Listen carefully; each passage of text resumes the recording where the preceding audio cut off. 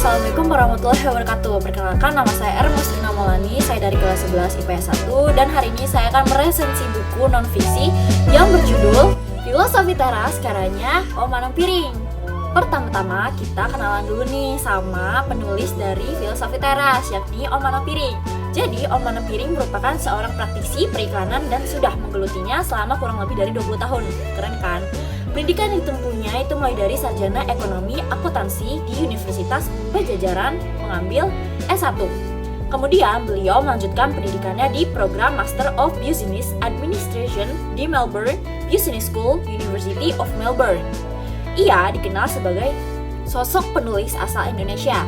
Karya yang dihasilkan dari keaktifan menulisnya lumayan banyak loh, seperti buku pertamanya yaitu Cinta Tidak Harus Mati pada tahun 2012 yang berhasil ia terbitkan.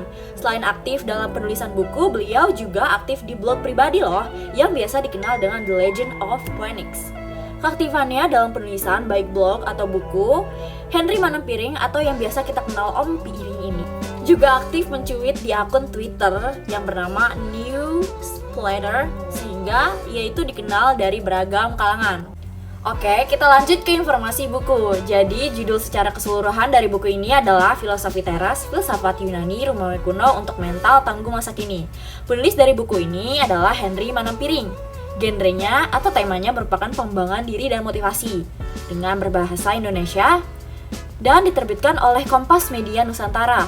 Diterbitkan tahun 2019 dengan halaman 24 dalam angka Romawi Kuno ditambah 320 halaman. Lanjut ke informasi penting dari buku Filosofi Teras. Jadi, pada awal halaman kalian itu bakalan nemuin alasan kenapa penulis ini menuliskan buku Filsafat Teras. Karena beliau ini waktu tahun 2017 didiagnosis oleh seorang psikiater penderita major depressive disorder saat berhadapan pada sebuah keadaan di mana ia ini selalu dihampiri oleh negative thinking dan dipenuhi oleh kecemasan. Pokoknya di awal halaman ini kamu itu bakalan disuguhin cerita tentang penulisnya, tentang alasan kenapa penulis ini itu nulis buku Filosofi Teras yang mana hal ini itu bakal nuntun kalian ke topik utama pembahasan dari buku ini. Dimana yang sebelumnya penulis ini mengonsumsi obat-obatan untuk membuat moodnya lebih baik menjadi terapi tanpa obat setelah menerapkan filsafat Stoa dari buku yang telah ia baca yang berjudul How to be a Stoic. Setelahnya, di bab 1 kamu itu bakal nemuin riset sederhana mengenai survei khawatir nasional yang semakin memperkuat persoalan yang sedang dihadapi masyarakat Indonesia saat ini. Di mana dalam bab 1 ini, dalam survei yang sederhananya, ia memaparkan berbagai tingkat kekhawatiran hidup seseorang.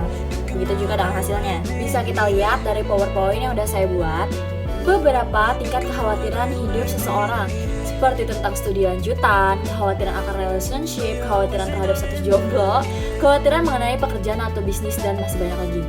Pokoknya dalam buku Filosofi Teras yang berisi 12 bab yang unik dan menarik ini, beberapa ajaran dari buku Filosofi Teras dapat diterapkan dalam kehidupan sehari-hari, di mana hal ini itu diambil dari ajaran kaum Stoa yang dianut oleh penulis dari Filosofi Teras ini, yaitu Om Piring. Di penerapannya dalam ajaran filsafat Stoa, ada dua hal utama yang ingin dicapai. Yang pertama, yakni hidup bebas dari emosi negatif.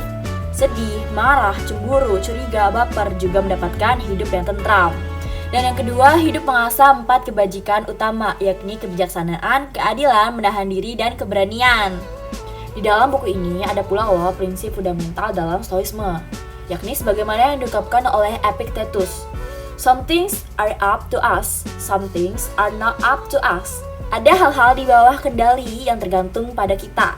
Ada hal-hal yang tidak di bawah kendali atau tidak tergantung pada kita. Sehingga dalam buku ini yang menerapkan ajaran Stoisme diketahui bahwa hal yang dapat kita kendalikan dalam suatu keadaan hanyalah pikiran kita yang tentu menjadi penting untuk melawan interpretasi otomatis yang sering membuat kita terjebak dalam emosi negatif. Pokoknya dalam buku ini, kamu bakal nemuin berbagai masalah yang memang relate dalam kehidupan sehari-hari kamu.